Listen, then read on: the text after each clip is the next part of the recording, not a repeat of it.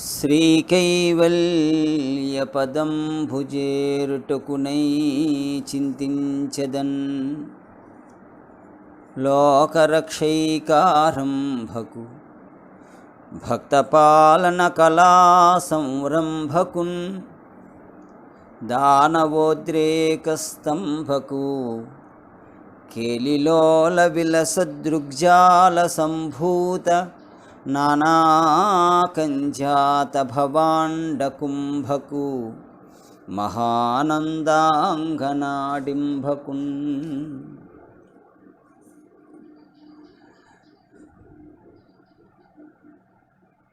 అమ్మల గణయమ్మ ముగురమ్మల మూల పుటమ్మ చాలా పెద్దమ్మ సురారులమ్మ కడుపారెడి పుచ్చినయమ్మ తన్నులో నమ్మిన వేల్పుటమ్మల మనమ్ముల నుండెడియమ్మ దుర్గమాయమ్మ కృపాబ్ధి ఇచ్యుత మహత్వ కవిత్వ పటుత్వ సంపదల్ పలికెడిది భాగవతమట పలికించు విభుండు రామభద్రుండట నే పలికిన భవహరమగునట పలికెదవే రెండు గాథ పలుకగనేలా భాగవతము తెలిసి పలుకుట చిత్రంబు సూలికైన దమ్మి చూలికైన విభుత జనుల వలన విన్నంత కన్నంత తెలియవచినంత తేటపరతూ ఎక్కిరాల కులాంభోది విదుమానందరూపిణం అనంతార్యతనోజాతం కృష్ణం వందే జగద్గురుం శ్రీకృష్ణమాచార్యమనంతపుత్రం సస్సాధుమిత్రం కరుణాద్రనేత్రం గురుం గురూణాం పితరం పితॄణాం అనన్యశేషశరణం ప్రపద్యే.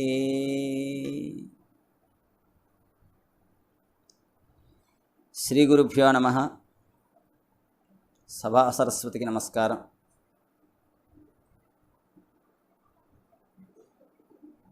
తెలుగు నేలపై నిన్న మొన్న తరం వరకు కూడా ప్రతి ఇంట కూడా నిత్యపారాయణంగా చేసుకునేటువంటి ఒక పుణ్యఘట్టం గజేంద్ర మోక్షణం. ఆంధ్ర మహాభాగవతాన్ని ప్రతి చోట ప్రతి నోట కూడా ఆంధ్రదేశం అంతా కూడా ఆరాధన చేసినటువంటి ఒక పవిత్రమైనటువంటి గ్రంథం. దురదృష్టవశాత్తు నేటి తరం రాను రాను దూరమైపోతోంది ఈ సంస్కృతికి. పురాణాలంటే ఏంటి, అవి ఏ రకంగా మనల్ని తరింపజేస్తాయి, భగవద్ సంబంధమైనటువంటి జ్ఞానము అది బాల్యం నుంచే మనకి కలగాలనేటువంటి ఒక సాంప్రదాయం సంస్కృతి మనకు ఉండేది. దురదృష్టవశాత్తు మనం దానికి దూరం అయిపోయేటువంటి ఒక దుస్థితి ఏర్పడుతోంది.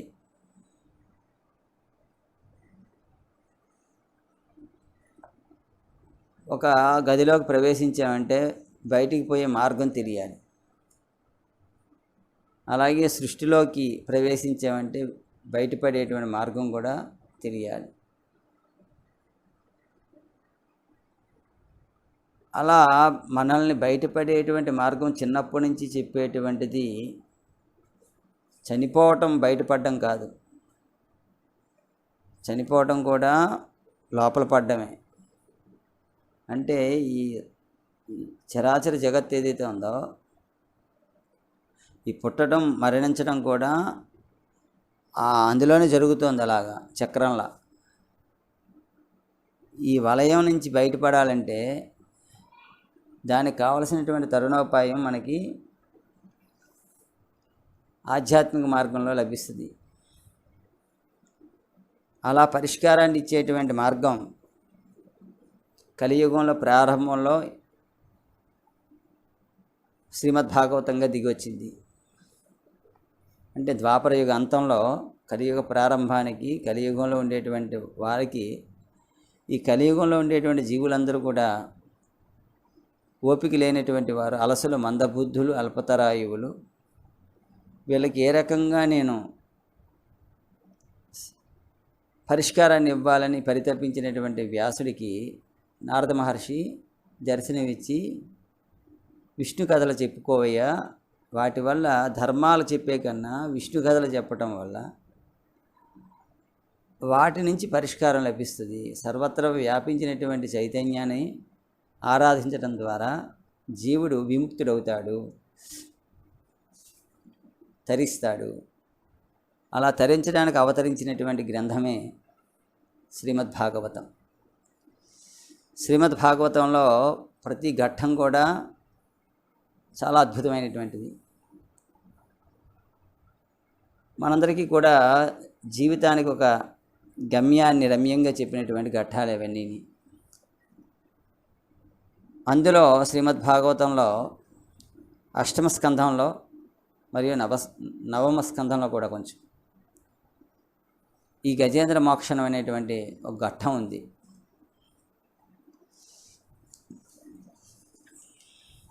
శ్రీమద్భాగవతం 12 స్కందాలుగా మనకి చెప్పబడింది. ఈ 12 స్కంధాలు కూడా మనకి 12 రాసులుగా, 12 దేహభాగములుగా విరాట్ పురుషునికి మనం భావన చేస్తే, అందులో ఈ అష్టమ స్కందం అనేది వృశ్చిక రాశికి సంబంధించి సూచనిస్తూ ఉంటుంది. ఈ అష్టమ రాశి ఏమిటంటే దేహాన్ని విడవడాన్ని సూచిస్తుంది. అంటే జీవి పుట్టుకలోనికి చావులోనికి ప్రవేశించుట, అందుండి తప్పించుకుంటూ కూడా ఉపదేశిస్తుంది. కనుకనే భగవంతుడు అష్టమ గర్భ సంజాతుడయ్యాడు. చావు పుట్టుకల నుండి తప్పించుకొనవలన అనచో హరిని శరణు వేడాలి. ఆయన ఏం చేస్తాడంటే, ఆయన శరణాగతి చెందినటువంటి వారికి సుదర్శనాన్ని ఇస్తాడు. అంటే మంచి దర్శనాన్ని ఇస్తాడు. ఆ మంచి దర్శనం ఇవ్వటం అంటే సర్వత్రా నిండి ఉన్నటువంటి పరమాత్మ యందు ఎరుక కలిగిస్తాడనమాట. ఆ రకంగా ఈ సంసారం అనేటువంటి ఈ సరస్సులో దిగబడిపోయినటువంటి వాడు జీవుడు, వాడు ఉద్ధరింపబడతాడు. ఇక్కడ గజేంద్ర మోక్షంలో ఈ గజరాజు అనేటువంటి వాడు అజ్ఞాన అహంకారాలతో కూడుకున్నటువంటి జీవుడిగా చెప్పబడ్డాడు.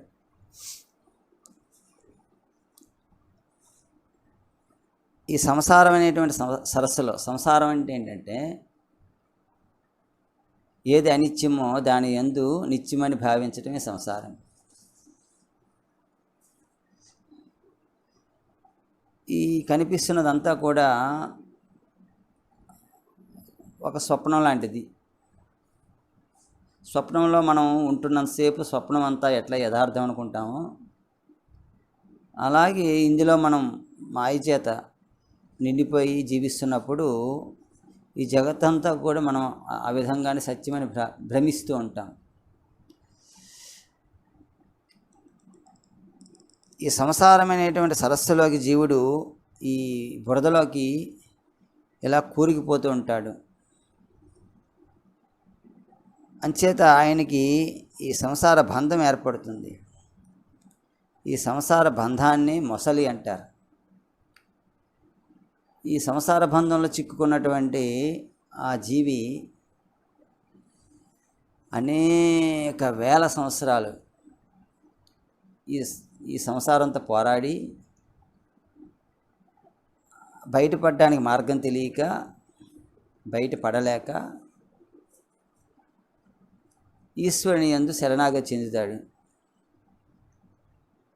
ఎప్పుడైతే అటువంటి శరణాగతి, నీవే తప్ప నితఃపరం బెరుగా అని శరణాగతి చెందుతాడో అప్పుడు ఆ పరమాత్మ ఈయనకి విముక్తి కలిగించడం కోసమని తన సుదర్శనాన్ని ప్రయోగిస్తాడు. ఆ ప్రయోగం ఒక వ్యక్తిలో, జీవుల్లో జరిగినప్పుడు అతడికి మంచి చూపు ఏర్పడుతుంది. దివ్యజ్ఞానం భాషించడం మొదలెడుతుంది. తన జీవుడిగా ఏ రకంగా దిగొచ్చాడు, ఇందులోకి ఎలాగే ఈ జగత్తులో ప్రవేశపెట్టబడ్డాడు, ఈ జగత్తుని తను ఏ రకంగా దర్శించాలి, భగవంతుని చేత నిరంతరము ఏ రకంగా అనుసంధానం చెందాలి అనేటువంటి విషయం అతడికి గోచరం అవుతుంది. అలా గోచరింపబడటం, మనకి అలాంటి దర్శనం పొందటం, ఈ అజ్ఞానము, వ్యామోహం అనేటువంటి ఈ కాలము, ఈ సంసార బంధము అనేటువంటి వాటి నుంచి బయటపడేటువంటి మార్గము అతనికి ఆ రకంగా పరిష్కారంగా ఇవ్వబడుతుందన్నమాట. ఇటువంటి ఘట్టం మనకి అద్భుతమైనటువంటి ఘట్టం ఈ గజేంద్ర మోక్షణం అనేటువంటి విషయంలో మనకి చెప్పబడింది. అంచేత ఈ గజేంద్ర మోక్ష ఘట్టం చాలా మోక్షధర్మాన్ని ప్రధానంగా చేసుకొని ఇవ్వబడేటువంటిది కనుక ఈ గజేంద్ర మోక్షణం అన్నారు. గజేంద్రుడు ఏ రకంగా అయితే విముక్తి చెందాడో అలాగే విముక్తి గజేంద్రుడు అనేటువంటి ఒక మోక్షం లేదు. గజేంద్ర మోక్షం కాదు అది, గజేంద్ర మోక్షణం. గజేంద్రుడు ఏ రకంగా విముక్తి చెందాడో ఆ విముక్తి చెందేటువంటి ఘట్టం మనకి ఇక్కడ చెప్పబడింది. ఇతిహాసంలో మనకి అంటే రామాయణ మహాభారతాలని ఇతిహాసాలు అంటారు. అందులో ధర్మం ప్రధానంగా చెప్పబడుతుంది. అయితే పురాణం అయితే మోక్షధర్మాన్ని ప్రధానంగా చెప్తారు. ఈ గజేంద్ర మోక్షణంలో ముఖ్యంగా మరెక్కడా కనబడినటువంటి ఒక దివ్యమైనటువంటి అంశం మనం చూడవచ్చు. ఏంటంటే భక్తి రెండు రకాలుగా మనం భావన చేసినట్లయితే, ఒకటి సగుణ భక్తి, రెండు నిర్గుణ భక్తి. ఈ సగుణ భక్తికి అంటే స్వామి యొక్క రూప గుణ విశేషాలన్నిటి కూడా స్మరించుకుంటూ అలాగ స్వామిని పొందటం, అటువంటి స్థితిని అనుభవించినటువంటి వారు గోపికలు. అందుకోసమే స్వామి ఏం చేస్తాడంటే ఆ గోపికలకు పరిపూర్ణంగా తన రూపమునందు ఒక మోహనత్వాన్ని కలగజేస్తాడు. తన చేష్టలతో వాళ్ళందరినీ కూడా సమ్మోహితులను చేస్తాడు. అంటే ఈయన చేష్టలకు వాళ్ళు మోహితులు అవుతారు. ఇలా ఉంటుండగా నెమ్మదిగా వీళ్ళకి ఈ సగుణ భక్తి నుంచి నిర్గుణ భక్తికి వాళ్ళని అలవాటు చేస్తాడు. అందుకోసం ఒక క్షణంలో ఈ పొద దగ్గర కనిపిస్తాడు, మళ్ళీ మాయమైపోతాడు, మరో చోట కనిపిస్తాడు, మాయమైపోతూ ఉంటాడు. అంచేత వీళ్ళందరూ ప్రార్థన చేస్తున్నప్పుడు ఏంటంటే ఆయన వెతుకులాటలో, వీళ్ళు సాధనలో కొంచెం ముందుకు వెళ్తూ వెతుకులాట ఉంటుంది వాళ్ళు. ఎలా ఉంటుందంటే, ఓ మళ్ళీ అలారా మీ పొదల మాటను లేడు గదమ్మ చెప్పారే. నెమ్మదిగా వాళ్ళు ఈ చూస్తున్న దాంట్లోని కనిపిస్తున్న దాంట్లోంచి, కనిపించిన దాంట్లోంచి, అన్నిటిలోంచి కూడా స్వామి యొక్క సాన్నిధ్యాన్ని పొందడానికి అలవాటు పడతారు.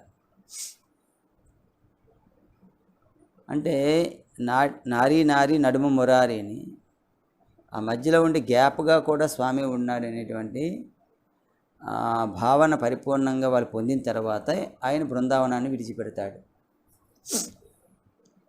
ఆ తర్వాత మళ్ళీ బృందావనానికి రావాల్సిన పని లేదు ఆయనకి, మోసగించలేదు ఆయన. తిరిగి రావక్కర్లేదు. ఎందుకంటే నిరంతరము తన ఆయన యొక్క స్థితిని వాళ్ళు అనుభవించారు. అయితే ఇక్కడ ఇంకా నిర్గుణ భక్తి అని ఉంటుంది. నిర్గుణ భక్తిని ఒక రకంగా చెప్పాలంటే జ్ఞానం అంటారు. సర్వత్రా ఉండేటువంటి ఈశ్వరుడు అంతటా నిండున్నాడు. కేవలం మనం అనుకునేటువంటి ఒక రూపం నామంతో పరిమితమైనటువంటి వాడు కాదు. దీనికి అతీతంగా సర్వత్రా నిండి ఉన్నటువంటి వాడు పరమాత్మ అంతర్యామిగా ఉన్నాడు. ఈ గజేంద్ర మోక్షం ఏం చేస్తుందంటే ఇటువైపు సగుణ బ్రహ్మాన్ని, అటు నిర్గుణ బ్రహ్మాన్ని రెండింటినీ ప్రతిపాదిస్తూ ఎవరైనా తరించడానికి కావలసినటువంటి మార్గాన్ని నిర్దేశం చేస్తుంది. అంటే అలాంటి అద్భుతమైనటువంటి ఘట్టము ఈ గజేంద్ర మోక్షణంగా మనకి ఇవ్వబడింది. అంటే జీవుడని చెప్పుకున్న ఈ గజేంద్రుడు మనందరికీ ప్రతీక. ఈ కథ మనకి 4వ మన్వంతరంలో జరిగిందట. హరిమేధసుడు హరిని అనేటువంటి దంపతులకు శ్రీహరి జన్మించాడన్నమాట. జన్మించి గజేంద్రుడిని అనుగ్రహించేట. ఇది 4వ మన్వంతరంలో జరిగినటువంటి కథ కింద చెప్తారన్నమాట. ఇక కథలోకి వస్తే ఈ పరీక్షణ్ మహారాజు ఈ ఘట్టాన్ని ప్రశ్నిస్తూ ఇలా గజరాజేమో ప్రాణభయంతో మొరపెట్టుకుంటుంటే మహావిష్ణువు వచ్చి తన చక్రాయుధం చేత ఆ మొసలి తాలూకా శిరస్సును ఖండించి ఈ గజేంద్రుని రక్షించాడు అని సుఖయోగీంద్రుడు ప్రస్తావన చేయగా ఈ పరీక్షిత్ ఏం చేస్తాడంటే, అయ్యా నీరాట వనాటములకు పోరాటం బెట్లు గలిగే పురుషోత్తముచే నారాట మెట్లు మానెను ఘోరాటవిలోని భద్ర కుంజరమునకున్. చాలా చిత్రంగా ఉందండి. ఒకటేమో జలచరం మకరి, వీడేమో వనచరుడు గజరాజు. వీళ్ళిద్దరికీ ఎందుకు పోరాటం సంభవించింది? గజరాజుని పురుషోత్తముడు ఎలా రక్షించాడు? చాలా వినడానికి చాలా మిక్కిలి కోరికగా ఉంది. శ్రీహరిని గూర్చి చెప్పుడు గాథలన్నీ కూడా ఇలాంటివే. విన్న కొలది వినాలనిపిస్తుంది. ఏ కథలయందు పుణ్యశ్లోకుడు హరి చెప్పబడును సూరిజనముచే నా కథలు పుణ్య కథలని ఆకన్నింపుదురు పెద్దలతి హర్షమునన్. ఎక్కడ ఈ పుణ్యశ్లోకుడైనటువంటి శ్రీహరి గురించి ప్రస్తావన వస్తుంటుందో, చెప్పబడుతూ ఉంటుందో, ఆ కథలన్నీ కూడా పుణ్యకథలే. పుణ్యం అంటే ఏంటంటే ఒక మహోపకారం. మనిషికి ఒక మహోపకారం ఎప్పుడు జరుగుతుందంటే ఆయనకి ఆ తరించేటువంటి మార్గం వివరించటమే. అంచేత ఆ తరించే మార్గం వివరించేటువంటి ఘట్టాలు ఈ విష్ణు కథల్లో ఉంటాయి. కనుక నాకు చాలా కుతూహలంగా ఉంది స్వామి, నాకు వినిపించండి అని ఆ సుఖయోగీంద్రుడిని ఈ పరీక్షణ్ మహారాజు వేడుకుంటారన్నమాట.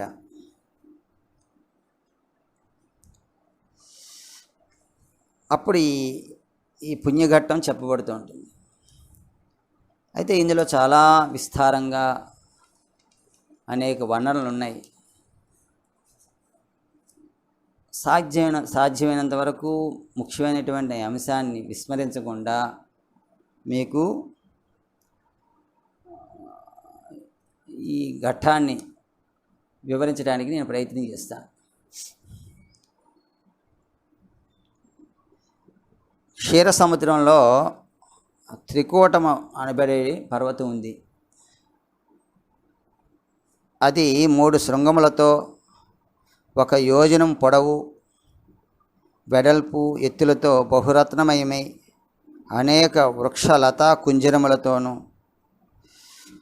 నురకలు వేయుచున్న సెలయేరులతోనూ మనోహరముగా వివరించి విమానములతోనూ క్రీడలాచరించుచుండు కిన్నెరలతోనూ శోభాయమానంగా ఉందట. ఇక్కడ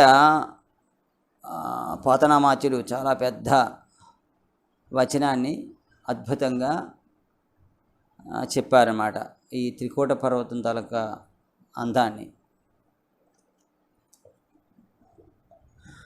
చాలా బాగుంటుంది చదువుకుంటే, కానీ మీకు నేను చెప్పే సమయం సరిపోదు కనుక ఎంత బాగుంటుందో కొంచెం ఉదాహరణ చెప్తా. అది మరియును మాతులుంగ లవంగ లుంగ చూత కేతకి భల్లాత కామ్రాతక సరళ పనస బదరీ వకుల వంజుల వట కుటజ కుంద కుర్రవక కురంటక కోవిదార ఖజ్జూర నారికేల సింధువార చందన పిచుమంద మందార జంబూ జంభీర మాధవి మధుకతాల తత్కోల తమాల హింతాల రసాల సాల ప్రియాలు బిల్వామలక కమ్రక కదంబ కరవీర కదలీ కపిస్త కాంచన కందాల శిరీష శింసుపాలోక పలాసనాగ పున్నాగ చంపక శతపత్ర మరువక మల్లికా మతల్లిక ప్రముఖ నిరంతర వసంత సమయ సౌభాగ్య సంపాద కుంకిరిత పల్లవిత కోరకిత కుసిమిత ఫలిత లలిత విటప విటపీ నివహాలంకృతం భును మణివాలుకానేక విమల పులిన తరంగిణీ సంగత విచిత్ర విద్రుమలత మహోద్యాన. ఇలాగా ఇక్కడ అనేకమైనటువంటి వృక్షజాలముల తాలూకా ప్రస్తావన ఇక్కడ జరిగిందనమాట. అంటే మొదట ఈ భూమి మీద ఉండేటువంటి ఈ మొత్తం ఈ వర్ణన, ఈ త్రికూట పర్వతం తాలూకా వర్ణన, ఇది చాలా అద్భుతంగా మనం దీన్ని వివరించుకోవచ్చు. ఇది ఏంటంటే మొట్టమొదట ఈ క్షీర సముద్రం అన్నాడు. ఈ సముద్రం ఏంటంటే పరిపూర్ణమైనటువంటి స్థితి, స్వచ్ఛమైనటువంటిది, తేజోమయమైనటువంటిది, జ్ఞానమయంగా ఉండేటువంటి అమృత రాశి ఉందట. అది శుద్ధ సాత్విక తేజస్సు. అది సృష్టిగా మారాలంటే బహురూపాలు పొందాలి. అంచేత ఆ పరబ్రహ్మకేమో ఇలా నేను బహురూపుగా మారాలని సంకల్పం కలిగిందట. ఎప్పుడైతే ఈ పరిపూర్ణత్వం అనేది ఒక పెద్ద సున్నా అనుకుంటే దాంట్లో ఎప్పుడైతే చుక్క పెట్టామో ఒకటయింది. ఆ ఒకటే ఏకమైంది అన్నమాట. ఎప్పుడైతే ఒకటి ఏర్పడిందో ఒకటి దానికి మళ్ళా లోపల బయట ఏర్పడింది. అంచేత ఇక్కడ ఆ ఒకటి నుంచి త్రిభుజం ఏర్పడిందట. ఆ త్రిభుజాన్ని త్రికూటం అంటారట. అందులో 3 శిఖరాలట. ఒకటి రజస్సు, ఒకటి తమస్సు, ఒకటి సత్వము. అంచేత ఈ ఒకటి బంగారు శిఖరంతో ఉండేటువంటి శిఖరం అట ఆ త్రికూట పర్వతం. 2 ఇనుముతో కూడుకున్నటువంటిది ఒకటిని, వెండితో కూడుకున్నటువంటిది ఒకటిని ఉందట. అలాగా ఈ వీటి తాలూకా భూమిక అంటే ఈ పర్వతం తాలూకా ఆ కిందన ఉండేటువంటి భూభాగం 4 విధాలుగా ఏర్పడింది. పైన 3 త్రిభుజము, కిందన 4 అంటే పిరమిడ్ ఏర్పడింది అన్నమాట. ఇలా ఏర్పడినటువంటి దాంట్లో ఈ మొత్తం ఈ సమస్తమైన అంటే 3 దగ్గర నుంచి 4కి ఏర్పడేసరికి ఈ సృష్టి అంతా ఏర్పడిందట. చతుర్వ్యూహ చతుర్బాహు చతుర్మూర్తి చతుర్భుజ అని మనకి చెప్పబడేటువంటి ఆ మొత్తం అంతా ఏర్పడిందట. ఎప్పుడైతే ఇలాగా ఈ చతుర్భుజం ఏర్పడిందో కింద మీద ఏర్పడిందట. ఇక 4 రకాలైనటువంటి సృష్టిలో మనకి ఈ భూమి, జలము, ఈ మామూలుగా పంచభూతాలు కాకుండా ఈ ఖనిజములు, వృక్షములు, జంతువులు, మానవులు ఇలాగా ఏర్పడాయి. ఈ జీవకోటి అంతా కూడా ఈ త్రికూట పర్వతాన్ని ఆశ్రయించి ఏర్పడింది. ఈ భగవత్ సృష్టి మొట్టమొదటేమో అది చాలా స్వచ్ఛంగా ఉంది, తర్వాత ఏమో ఇలాగ విస్తారంగా విస్తరింపబడింది అని ఈ త్రికూట పర్వతం తాలూకా వర్ణన, సృష్టి వర్ణనగా చేపట్టడం జరిగింది. అయితే ఇందులో రకరకాలైనటువంటి ఆ చుట్టూరా ఉండే ఆ పర్వతానికి ఆనుకున్నటువంటి అడవులు ఉన్నాయట. ఆ వృక్షజాలం అంతా కూడా వర్ణింపబడింది. అంటే వృక్షాల్లో ఇన్ని రకాలైనటువంటి ఉన్నాయో, ఎంత వైవిధ్యం ఉందో కూడా ఇక్కడ వర్ణింపబడింది. అలాగే అనేక జంతువులు ఉన్నాయట. జంతువుల్లో కూడా ఒక్కొక్క గుణం ప్రత్యేకంగా ఉంటుంది. ఉదాహరణకు మీకు దున్నపోతుందనుకోండి, ఒక మూర్ఖతకు గుర్తుగా చెప్తారు. ఎలుగుబండి ఉందనుకోండి, పట్టుదలకు ప్రతీకగా చెప్తారు. పాములు ఉన్నాయనుకోండి, హింసించి నశింపజేసే కామక్రోధాలకు ప్రతీకలుగా చెప్తారు. అలాగే ఇక్కడ ఏనుగులు ఉన్నాయట. ఏనుగుల కథే కదా మొత్తం మనం ఇప్పుడు చెప్పుకునే గజేంద్ర మోక్షణం. ఏనుగంటే పెద్ద శరీరం ఉంటుంది, చాలా బలం ఉంటుంది, దానికి గజబలం అంటారు. కానీ జ్ఞానం తక్కువగా ఉంటుంది. అంటే మ్యాటర్ ఎక్కువగా ఉంటుంది, కాన్షియస్నెస్ ఏమో కొంచెం పరిమితమై ఉంటుంది అన్నమాట. ఇలాగా మానవుల్లో కూడా చాలామంది బాగా భౌతికంగా బలిసి మానసికంగా అంటే ప్రజ్ఞామయంగా కృషించినటువంటి వారు చాలామంది ఉంటారు. అందుకోసమే ఇలా ఏనుగులను, ఏనుగు గుండలని ఎక్కువగా వర్ణించాడు. ఈ సృష్టిలో ఎక్కువ భాగం అటువంటి వారే ఉంటుంటారు.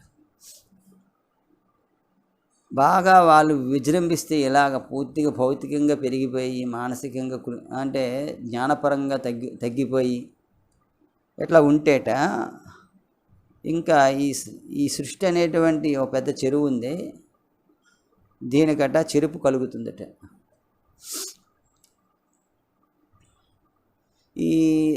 ఈ సృష్టి, ఈ ప్రపంచం ఏమైపోయినా వాళ్ళకి అక్కర్లే. ఈ కొండలు ఏమైపోయినా అక్కర్లేదు వాళ్ళకి, ఈ నదులు ఏమైపోయినా అవసరం లేదు, ఈ ఏళ్ళు ఏమైనా అవసరం లేదు. ఈ మనుషులకు కావాల్సిందల్లా కూడా వాళ్ళ స్వప్రయోజనం ఒకటే వాళ్ళకి కావాలి. ఇప్పుడు ఉండేటువంటి మనుషుల తలక తత్వానికి గజేంద్ర మోక్షం ఎంత అవసరమో చూడండి. అంటే వాళ్ళకి ఈ సృష్టి అంతా ఏమైపోయినా బాధలే, ఎంత పొల్యూట్ అయిపోయినా బాధలేదు. కానీ వాళ్ళు మాత్రం వాళ్ళ గొప్పతనాన్ని వాళ్ళు ప్రకటించుకోవాలి అనేటువంటి ఒక పరిస్థితి ఏదైతే ఉందో అది సరిగ్గా ఈ గజేంద్ర మోక్షం అలాగే నేపథ్యానికి సరిగ్గా సరిపోతుంది అన్నమాట. ఇలా మూర్ఖంగా వ్యవహరిస్తూ వచ్చినటువంటి ఏనుగుల తల కథ, ఆయన ఏం చేస్తాడంటే మూర్ఖుడైపోయి నా భౌతికంగా ఉండేటువంటి నా బలమే నా గొప్ప అనుకొని అహంకారి అయిపోయి ఒక మానవుడు ఎలా ప్రవర్తిస్తున్నాడో అలాగే ఈ గజేంద్రుడు కూడా ప్రవర్తించినటువంటి కథట అది. అయితే కాలం ఏం చేస్తుందంటే, కాలంలోనే ఇవన్నీ దాగి ఉంటాయి. ఈ మొసలి కాలం ఏం చేస్తుందంటే అది నెమ్మదిగా ఆ ప్రచోదనం చేసి ఇవన్నీ ఈ సముద్రంలో దిగేటట్టుగా, ఈ సంసారమైన సరస్సులోకి దిగేటట్టుగా చేసి నెమ్మదిగా ఆకర్షణీయంగా కాసేపు ఉండనిచ్చి తర్వాత పట్టుకుంటుందట ఈ మొసలి. పట్టుకోగానే వీడు చాలా వ్యామోహంతో దాన్ని కింద మీద పడి చివరికి ఏమీ చెయ్యలేక అప్పుడు ఈశ్వరుని యందు స్థిరుడవుతాడట. ఈశ్వరుడి తాలూకు అనుగ్రహాన్ని పొందడానికి ప్రయత్నం చేస్తాడు.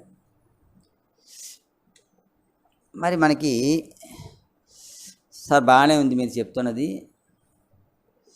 కొంచెం అర్థమవుతోంది.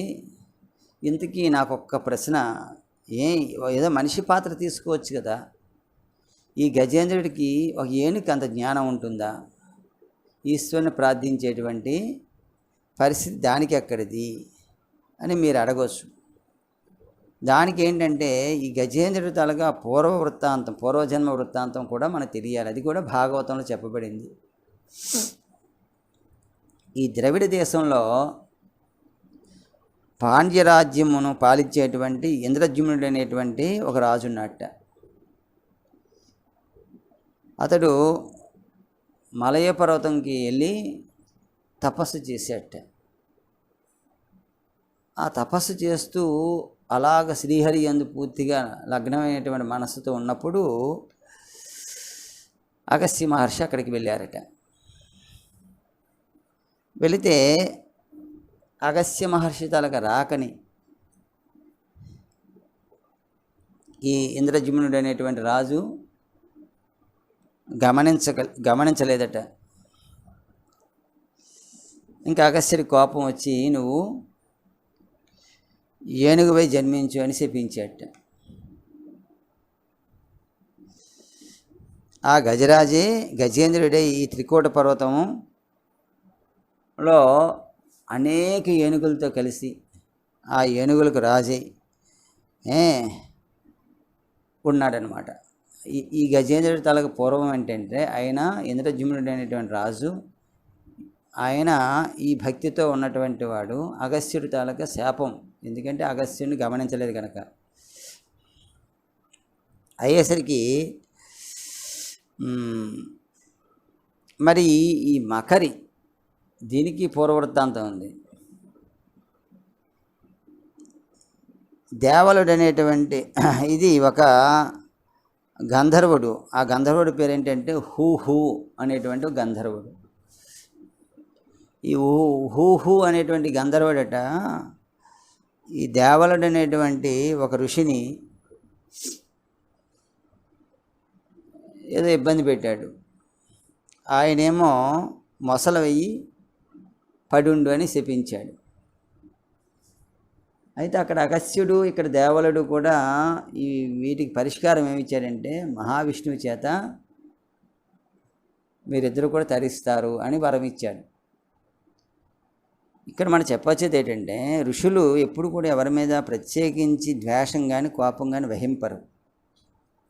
వాళ్ళ ఆగ్రహం కూడా ఒక రకంగా అనుగ్రహమే. కనుక వీళ్ళున్న స్థితిలో కొంత తపస్సు వాళ్ళు వేరువేరు శరీరాలతో జరగాలి. అటువంటి ఈ ఇంద్రజిమ్నుడికి ఏమో ఈ ఏనుగు శరీరంలోంచి, అలా ఈ హూహూకేమో ఈ మొసలి శరీరంలోని ఉంచి భగవంతుడు వాళ్ళకి ఒక రకమైనటువంటి ఆ జీవితంలోనే ఒక శిక్షణ, ఒక రక్షణ కూడా ఇచ్చాడనమాట. ఈ ఘట్టం కూడా మనకి ఈ గజేంద్ర మోక్షం ద్వారా మనం అవగాహన చేసుకోవాలి.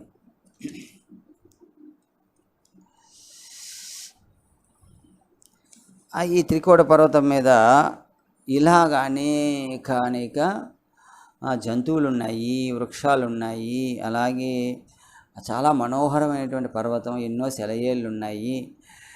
ఇలా అందమైనటువంటి పర్వతం మీదట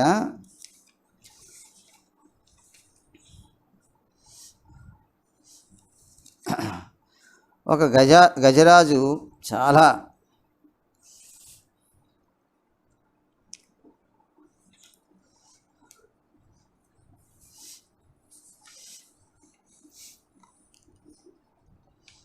అంధకారమెల్ల నద్రి గుహాంతర వీధులందు పగలు విరచిడాగి ఎడరు వేచి సంజనినుడు వృద్ధతనన్ను వెడలెననగా గుహలు వెడలె గరులు.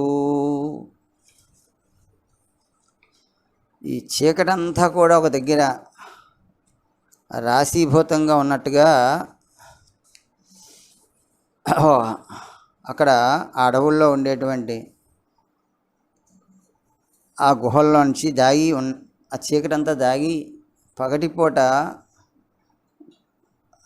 ఈ ఆ గుహల్లోకి చీకటంతా దాక్కొని సాయం సమయానికి వచ్చేసరికి బయటికి ఎలా వస్తుందో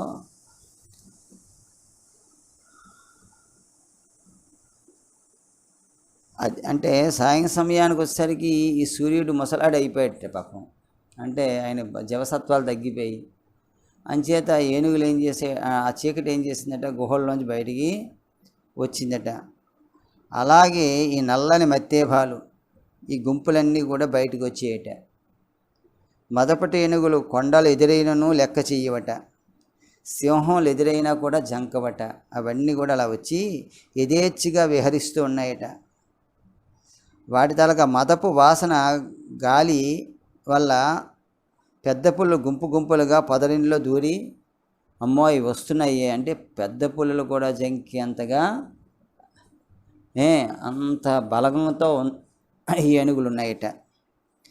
బల్లోకాలు ఏనుగులు ఎప్పుడైతే ఇలా విహారానికి వస్తుంటాయో ఎలుగుబంట్లన్నీ కూడా గుహల్లోకి వెళ్ళి దాక్కుంటాయట. అడవి పందులు నేలబొరియల్లో దూరిపోతున్నాయట. లేడి గుంపులేమో గడ్డి జంపముల్లో నక్కుతూ ఉన్నాయట. అడవి దున్నలేమో నీటి మడుగుల్లో దాక్కుంటున్నాయట. కోతుల గుంపులేమో కొండపైకి ఎగబ్రాకుతూ ఉన్నాయట. చమరీ మృగాలేమో భయపడి కుచ్చుతోకలు విదిలించగా అవి వింజామరల వలె ఏనుగులకు గాలి విసురుతూ ఉన్నట్టున్నాయట. అడవి పాములు పుట్టల్లో దూరుతూ ఉన్నాయట. నెమళ్ళు ఆకాశానికి ఎగురుతూ ఉన్నాయట. ఎంత అద్భుతమైనటువంటి ప్రకృతి వర్ణన చూడండి. అంటే ఒక రకంగా ప్రకృతి ఎంత వైభవంగా ఉంటుంది. ఈ ప్రకృతిని నువ్వు ఎంత వికృతిగా దాన్ని మార్చేస్తున్నావు అని మనకి హెచ్చరిస్తున్నట్టుగా ఈ ఘట్టం ఉంటుంది. ఇలాగా ఏనుగుల గుంపులు ఇంకా చాలా చాలా చాలా వర్ణించాడు. అలా వెళ్తూ రాసుకుంటూ ఒకటి రాసుకుంటూ పూసుకుంటూ అక్కడ ఉండేటువంటి పండ్ల చెట్లను దేహంతో పొదలను ఇవన్నిటిని కూడా చేస్తూ ఎదురుగా వస్తున్నటువంటి వాటిని అన్నింటినీ హింసిస్తూ చిన్న చిన్న చెరువులన్నీ కూడా కలచవేస్తూ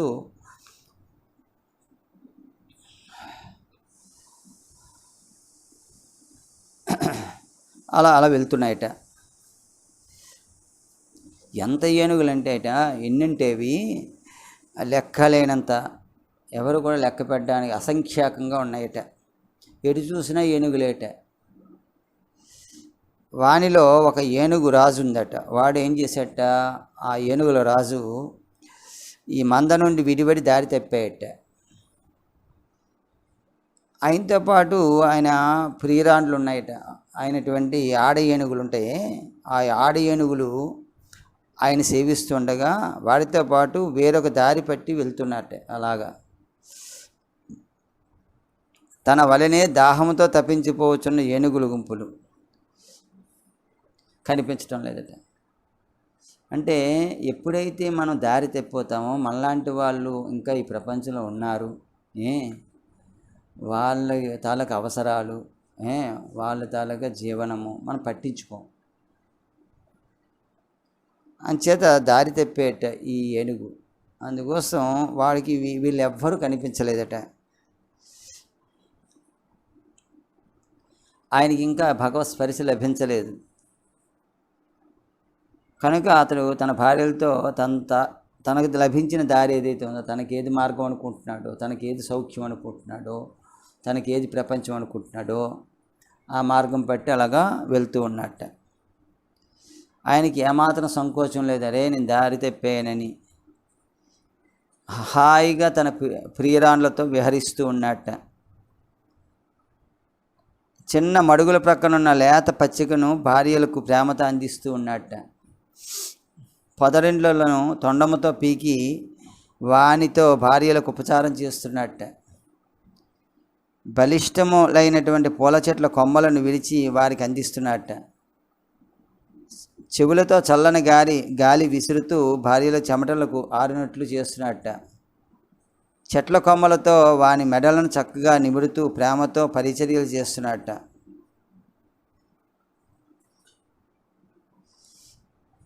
అంటే ఏనుగు ఏ రకంగా తనకి ప్రియురాలైనటువంటి వాటికి పరిచర్యలు చేస్తున్నాడో చెప్పాడు. ఇది కూడా ఒక రహస్యమే. ఏంటంటే ఒక జీవి తన ఇంద్రియాలకు కూడా దేనికి ఏం కావాలో ఆ రకంగా తెచ్చి పరిచర్యలు చేస్తూ ఉంటాడు.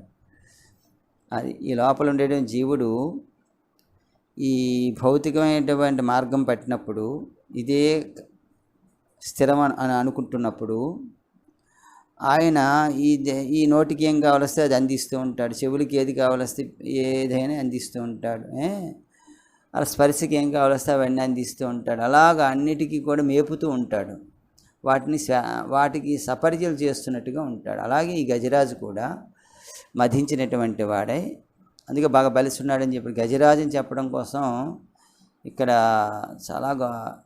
చాలా ఋషులు కదా వాళ్ళు, చాలా చెప్పేది చాలా అద్భుతంగా చెప్తారు.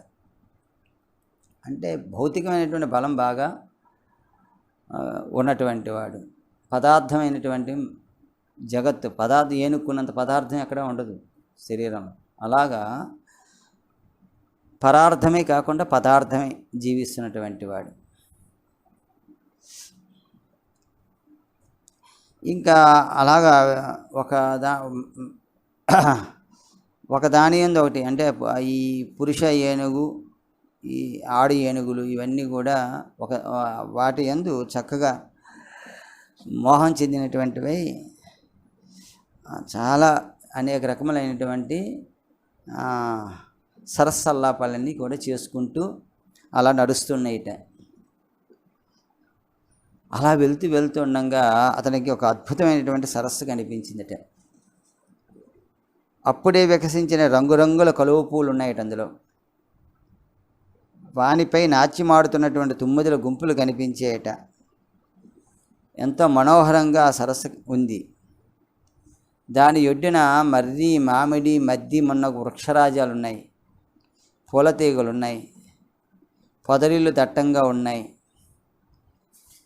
ఆ సరస్సులో తాబేళ్ళు, పెద్ద చేపలు, మొసళ్ళు మొదలగు జంతువుల వలన మొసళ్ళు ఎప్పుడైతే ఆ సరస్సులో ఉన్నాయో ఎవరికి దిగటానికి ఇష్టపడరు. అందుకోసం స్వచ్ఛంగా హాయిగా ఉంది అది. ఏ జంతువైనా కూడా సాహసించి అందులో ప్రవేశించడానికి ఇష్టపడదు. అయినను హంసలు, కొంగలు మొన్నగు జలపక్షులు మాత్రం పైన సంచరిస్తూ ఉంటాయి.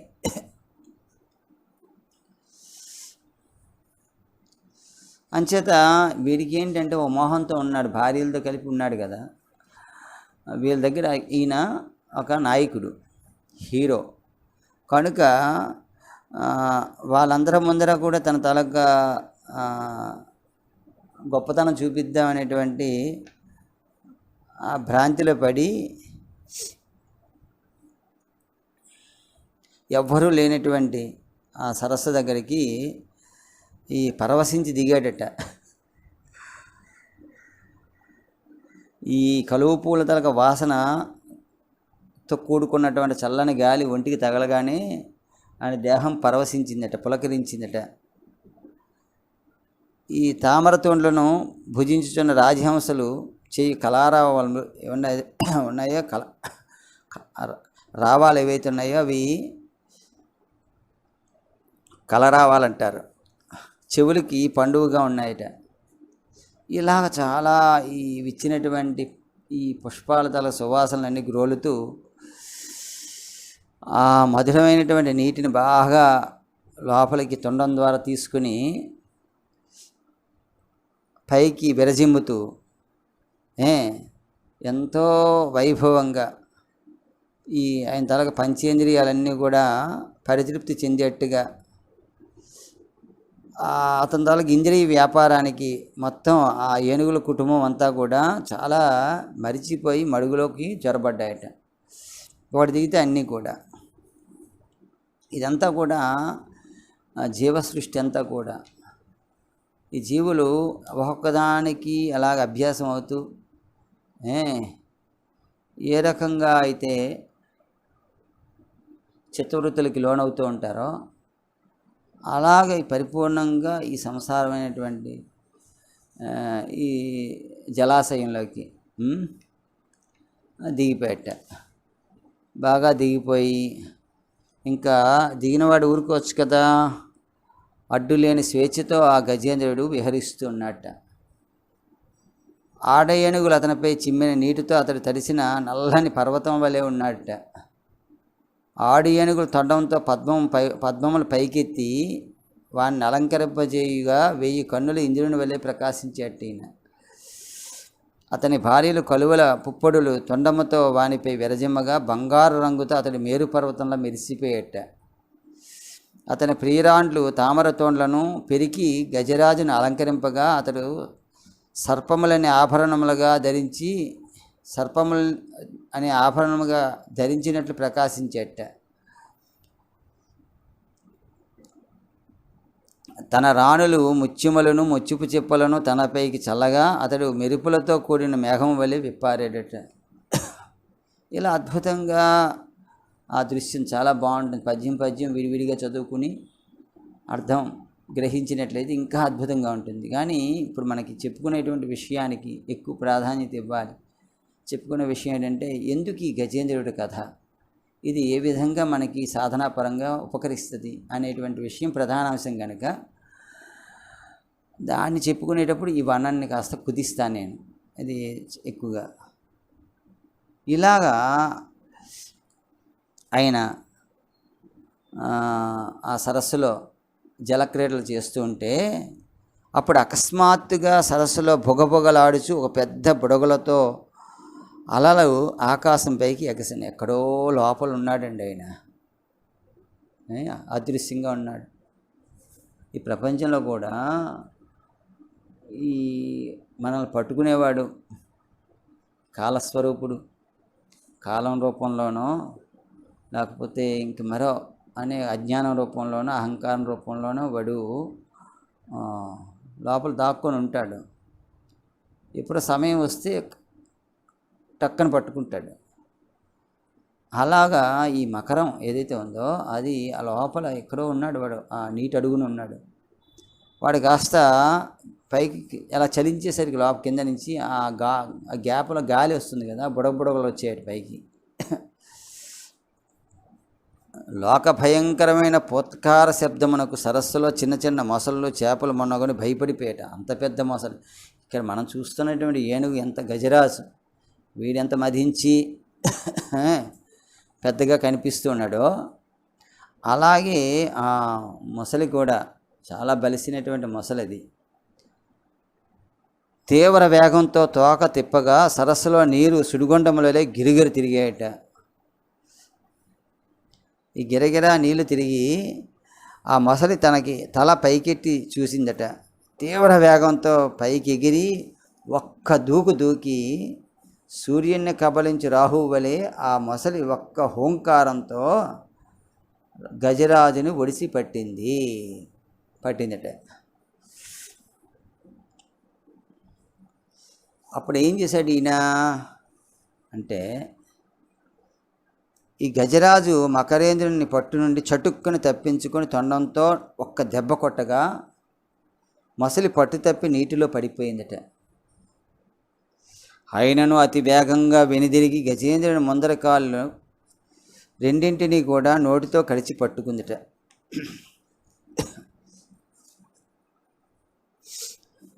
ఆ మద గజేంద్రుడు ధైర్యవంతుడు గనుక కొంచెమైనను భయపడలేదు. కరిరాజు దంతం అలా పోటుచే మకర్రాజు వీపుపైనున్న పులుసులు కుదుళ్లతో ఊడిపోయిందట. దాంతో ఆ మొసలు తన ముందు పట్టు వదిలి ఏనుగు వెనకకు చేరి దాని అపాన స్థానమున కోరలతో చీల్చివేసిందట. ఆ తరువాత జరిగిన యుద్ధంలో మొసలి ఏనుగును సరస్సులోనికి లాగుచూ ఉండగా ఏనుగు మొసలిని ఒడ్డుపైకి లాగుతుందట. చూడండి, నీటిలో ఆడ మొసలి నిక్కి ఏనుగు పట్టు బయటకు ఒక్క చేత భంగపడును. ఎంచేత స్థాన బలిమి కానీ తన బలిమి కాదురా విశ్వధాభిరామ వినరవేమ. అంచేత ఇది బయటికి లాగేస్తే ఏనుగు గెలుస్తుంది, లోపల లాగేస్తే ఈ మొసలి గెలుస్తుంది. అంచేత ఈ రెండు యుద్ధంలో ఇది పైకి తెచ్చేద్దాం, మొసలిని బయటికి లాగేద్దామని చూస్తుంది, ఇది లోపలికి లాక్కుందామని చూస్తుంది. అది ఇద్దరి బలాలు కూడా సమానంగా ఉన్నాయి, తీవ్రంగా పోరాడుతున్నాయి రెండును. కానీ పట్టుదలకి మొసలి పట్టు అంటారు. మకరం తాలూకా ఒకరి తాకిడిని ఇంకొకరు తట్టుకుంటూ కష్టమయ్యాను. ఇట్లు వారి యుద్ధము భూమి లోపల భూమిపైనను గల జీవరాశులన్నీ భయపడినట్లు చేసేయట. అంటే ఈ భూమి పైన పైకి భూమి లోపల అంటే లోపల బయట కూడా చూస్తున్నటువంటి వాళ్ళందరికీ కూడా ఆ జీవరాశులన్నిటికీ కూడా భయాన్ని కొలిపేటట్టుగా ఉందట యుద్ధం. ఈ విధంగా చూడండి ఎంత బాగున్నాయి ఈ పద్యాలు.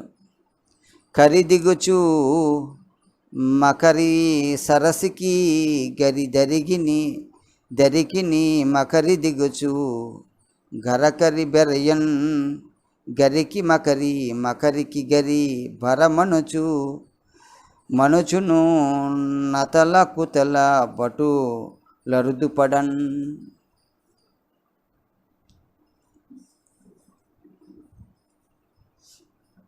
ఈ విధంగా కరిమకరాలు ఒకదాన్ని మించి ఒకటి మరొకటి పట్టుదలగా పోరాడుతూ ఉన్నాయట.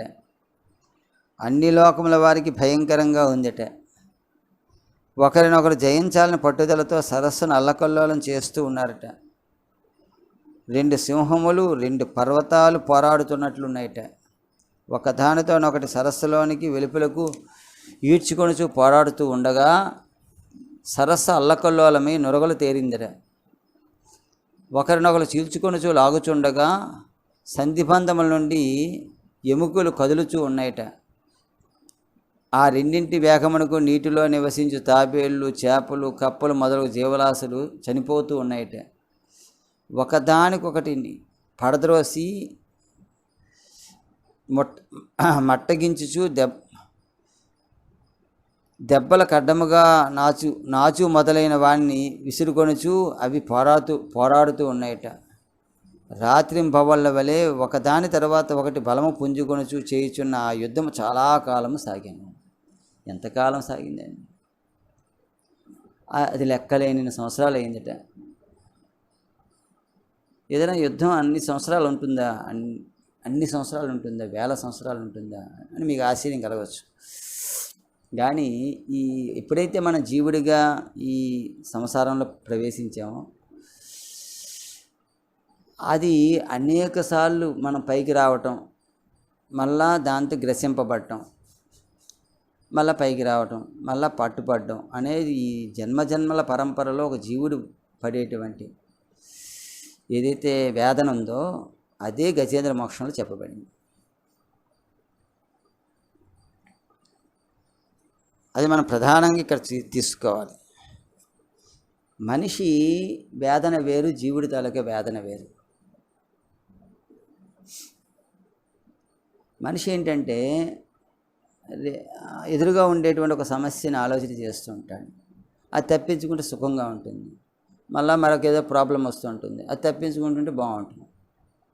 కానీ ఈ తప్పించుకోలేనటువంటి ఒక పెద్ద సమస్య ఒకటి ఉంది ప్రతివాడికి. అదేంటంటే ఆ జీవుడి తాలూకా వేదన. ఆ జీవుడే అనేక గర్భాల్లోంచి పుట్టి పెరిగి మళ్ళా నశించి మళ్ళా మరొక చోట పుట్టి అలాగ చరివితంగా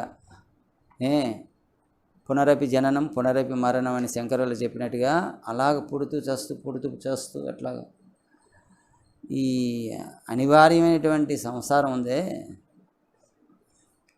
అందులో పడి లేస్తూ ఉండడమే ఈ రెండింటి తాలూకు పోరాటం కింద మనం చెప్పుకోవచ్చు. అది ఎన్నాళ్ళు జరిగింది అంటే ఒక జీవి కథ ఏం చెప్పను.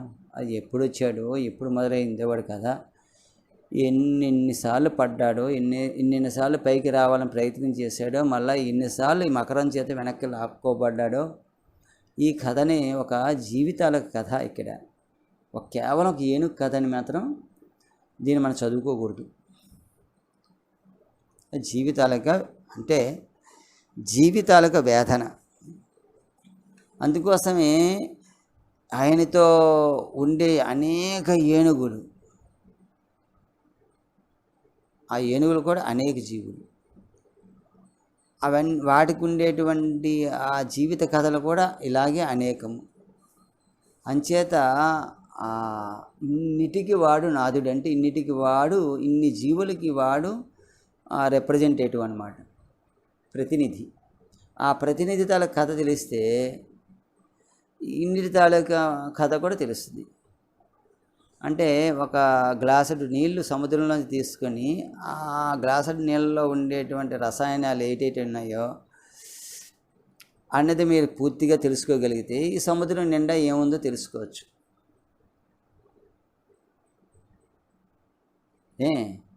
అదేవిధంగా ఒక గజేంద్రుడు ఆ సరస్సు నుంచి విడిపడడం అనేది ఒక పరిష్కారం మీకు తెలుసుకోగలిగితే ఆయన చుట్టూరా ఉండే కోట్లాది గజేంద్రుల తాలూకా జీవితానికి ఒక పరిష్కారాన్ని ఇవ్వచ్చు.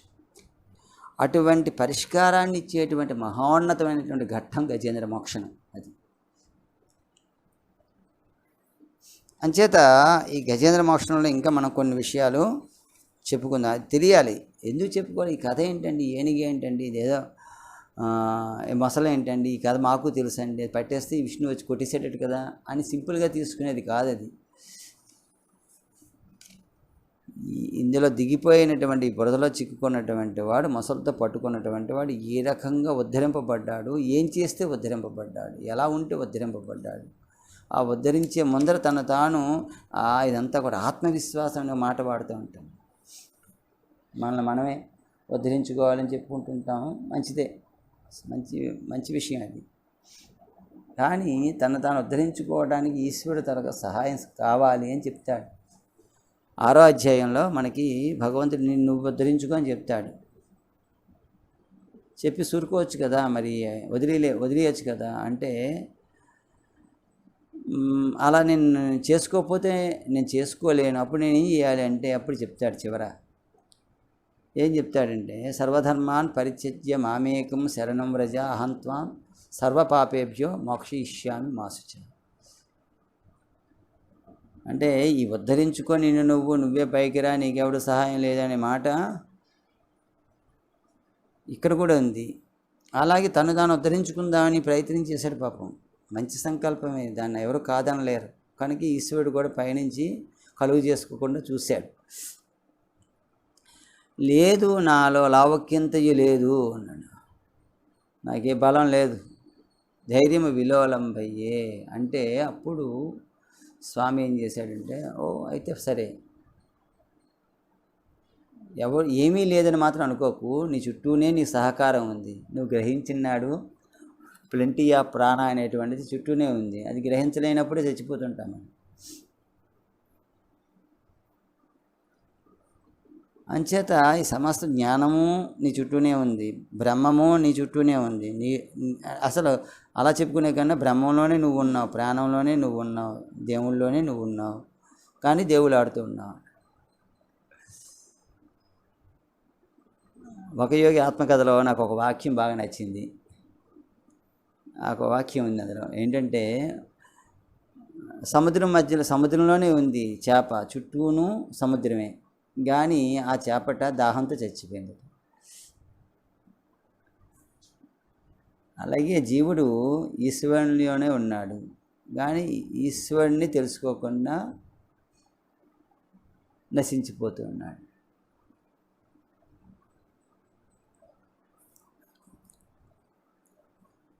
బాగా జ్ఞాపకం పెట్టుకోవాలి. ఒకసారి ఒక్కొక్క విషయం అది జీవితాంతం అలా ఉండిపోయేట్టుగా ఉంటుంది.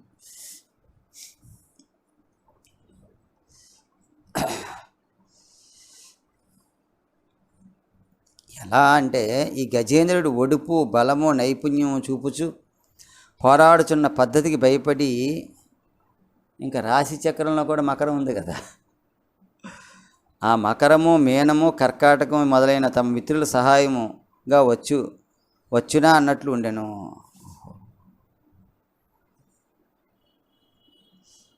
ఇవన్నీ జలచర రాశులు, అందుకోసం అవి కూడా సపోర్ట్ చేస్తున్నాయా వీటి తల పట్టుకి అని. ఎంత బాగుందో చూడండి. అంటే ఈ రాశి చక్రంలో మకరం ఒకటి, మీనం ఒకటి, కర్కాటకం ఒకటి, ఇవి కూడా వీడికి మావాడే కదా కొంచెం పోరాడుతున్నాడు గట్టిగా. అంటే జీవుడు ఈ రాశుల చక్రంలో ఇక్కడ ఈ స్టేషన్లో ఈ 3 మకరాల్లో ఎలాగ పట్టుబడితే ఏ రకంగా ఉంటాడు, దీని నుంచి ఎలా బయటపడాలి అనేది కూడా ఒక ఆధ్యాత్మిక జ్యోతిషపరంగా మనం దీన్ని చెప్పుకోవచ్చు. అంచేత వానికి కూడా ధైర్యం చాలక మిత్రుడు అను పేరు గల సూర్యుడిని ఆశ్రయించుచున్నట్లు సూర్యుడి తలకు సపోర్ట్ కావాలి. ఆ మకర మీనాదులు ముఖము చాటు వేసెను.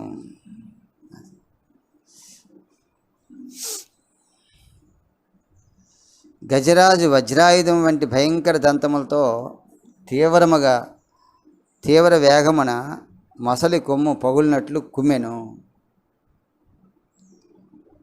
తొండముతో మొసలి మెడను పట్టి పైకి విసిరెను. కానీ ఆ మకరరాజు తన మాటికి నీటిలోకి లాగుచుండగా ఆ నీటిలోని పోరాటముతో గజరాజు నెమ్మదిగా బలము తగ్గుచున్నట్లు కనిపించెను. వాడు స్వస్థలం, అది స్వస్థానం. అంచేత వాడు ఏం చేస్తున్నాడు, లాగుతున్నాడు వెనక్కి. మళ్ళా చేసేదానికి బలం ఎక్కువ ఉంటుంది. దాన్ని అభ్యాసం అంటారు. మాస్టర్కే పవర్ ఆఫ్ హ్యాబిట్ అని దాని గురించి ఒక ప్రసంగం చేశారు. అంటే అభ్యాసం వచ్చిన పాత్రను కూడా ఇచ్చారు మాస్టర్ గారు. అది చాలా గట్టిది. అది మనం చేస్తూ ఉంటే అది అలాగా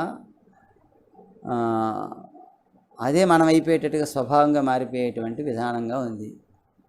కనుక మంచి చేస్తూ ఉన్నాను అనుకోండి, కష్టమైనా కూడా అది స్వభావం కింద మారిపోతుంది. సాధన చేస్తూ ఉంటే అది స్వభావం కింద మారిపోతుంది. సాధనమైన పనులు సమకూరు ధరలో. అలాగే గజేంద్రుడు లాగి వెనిది అంటే బాగా బలం పుంజుకున్నట్టు వాడు లాగుతూ ఉన్నాడు. వాడికి అది స్వభావం, అది లాగడమే స్వభావం వాడికి. ఉద్ధరింపబడ్డం అనేది వీడికి పాపం అక్కడ సాధ్యం కావట్లే. కారణం ఏంటంటే జలమలే తనకు నివాసం. అది జీవనాధారంగా జీవించేటువంటి మొసలికి ఆ నీటిలో యుద్ధం చాలా, దానికి వేగము విజృంభణం క్రమంగా ఎక్కువ అవుతూ ఉంటాయి. స్వస్థలం. గజరాజు ఏమయ్యాడంటే కృష్ణపక్ష చంద్రుని వలె క్రమక్రమంగా డెస్సిపోవడం ప్రారంభమైంది. అప్పుడు మకరేంద్రుడు విజృంభించి గజేంద్రుని ఎన్నో విధములుగా హింసించాట. వాడికి టైం అన్నమాట. హోంకారముతో సింహం వలె లంఘించి మత్తేపు కుంభంపైకి దూకి చీల్చెను. పాదముల మధ్యలో దూరి కంఠము క్రింది భాగము ఎగిరి తన్నెను. లీలగా ఎగిరి తోకతో ఏనుగు వీపు చిట్లున్నట్లు చరిచెను. తీవ్రముగా తాకి ఏనుగును నీటిలో ముంచుచు తాను కూడా మునిగెను. ఏనుగు దంతములు ఎముకలు విరుగునట్లు దెబ్బలు కొట్టాను. పొంచి మూలల నుండి గజరాజుపై దాడి చేశాను. వాడి కదిలే పరిస్థితి అయితే లేదు. ఆ మకరము ఒక మారు జాడ కనబడకుండా నీటిలో దాగును. సందు చూసుకొని ఏనుగు బయటికి రాబోగా దాని కాళ్ళను పెనవేయును. దాన్ని ఎట్లు కదలనీయక భయంకరముగా తాకి కూలద్రోయును. తట్టుకొని లేచుచుండగా మరల దాడి చేయును. తప్పుకొనుచు వెనుకకు తగ్గును, ప్రక్కలకు ఒదుగుచు మహాక్రోధముతో ఆ మకరేంద్రుడు గజేంద్రుని వేధించాట. ఉన్నది ఒక్క మొసలైనను కూడా ఎన్నో మొసళ్ళ చుట్టూను చేరి వేధించుచున్నట్లు భ్రాంతి కలిగించుచు. అది చూడడానికి ఒక మొసలే కానీ ఇది ఒక మొసలి కాదు యాక్చువల్గా. అది రహస్యం ఏంటంటే అది అనేక రకంగా పట్టేస్తుంటుంది. ఒక మొసలు పడితే ఇంకేముంది, అలా కాదు. ఒకటి అహంకారం అనేటువంటి మొసలు పట్టేస్తుంటుంది ఒక్కోసారి. బుద్ధి గడ్డి తిని ఒక్కోసారి మొసలు పెట్టేస్తుంటుంది. చిత్తము ఈ రకరకాలుగా అంటే కామక్రోధాలు, ఈర్ష్య అసూయాదుల్లోకి చొరబడి అలాంటి మొసలు పెట్టేస్తూ ఉంటుంది. బుద్ధి కొన్నాళ్ళు తర్కించుకుంటుంటుంది. బుద్ధి ఇలా చేస్తే బాగున్నా, అలా చేస్తే బాగున్నా, ఇది కాదు అది కాదని ఆ తర్క బుద్ధితో కొంతకాలం అదొక మొసలి. అహంకారం అనేటువంటి మొసలి, అదొక మొసలి. అలాగే ఈ చిత్తవృత్తుల్లోకి జారిపోవడం అదొక మొసలి. ఇలాగా పైకి కనిపిస్తూ ఒక మొసల్లా ఉన్నప్పటికీ కూడా ఇది బహువిధములైనటువంటి మొసళ్ళు ఏకోన్ముఖమై మన శక్తిని లాగేస్తున్నాయా అన్నట్టుగా ఉంటుంది. అంటే జీవికి కూడా అంతే. జీవితాలకు ప్రయాణంలో ఎన్ని వెనక్కి లాగేస్తుంటాయి. కూర్చొని ప్రేయర్ చేద్దాం అనుకుంటుంటే ఇంకోటి వచ్చి రారా అటు పోదాం ఇటు పోదామని తీసుకెళ్ళిపోతూ ఉంటాడు. ఏదైనా సాధన చేద్దాం అనుకుంటుంటే రకరకాలుగా ఆరోగ్య విషయంలో కానివ్వండి, ఇంటి పరిస్థితులు కానివ్వండి, లేకపోతే సంఘంలో ఉండేటువంటి పరిస్థితులు కానీ అంత ఒక పట్టున మనకి సహకరించవు. కానీ వీటినన్నిటినీ నెట్టుకొని మన పైకి రావాలి, ఉద్ధరింపబడాలి, ఈశ్వరుని యందు నిలవాలి, శరణాగతి చెందాలి అనేటువంటిది కావాలంటే ఎన్నో రహస్యాలు మనకి ఈ గజేంద్ర మోక్షణంలో చెప్పబడ్డాయి. అవన్నీ మనం తదుపరి మనం చెప్పుకునేటువంటి తరగతిలో చెప్పుకోవడానికి ప్రయత్నం చేద్దాం. స్వస్తి ప్రజాభ్యః పరిపాలయంతాం న్యాయేన మార్గేణ మహిమహీసాః గోబ్రాహ్మణేభ్యః శుభమస్తు నిత్యం. లోకా సమస్తా సుఖినో భవంతు. లోకా సమస్తా సుఖినో భవంతు. లోకా సమస్తా సుఖినో భవంతు. ఓం శాంతి శాంతి శాంతి.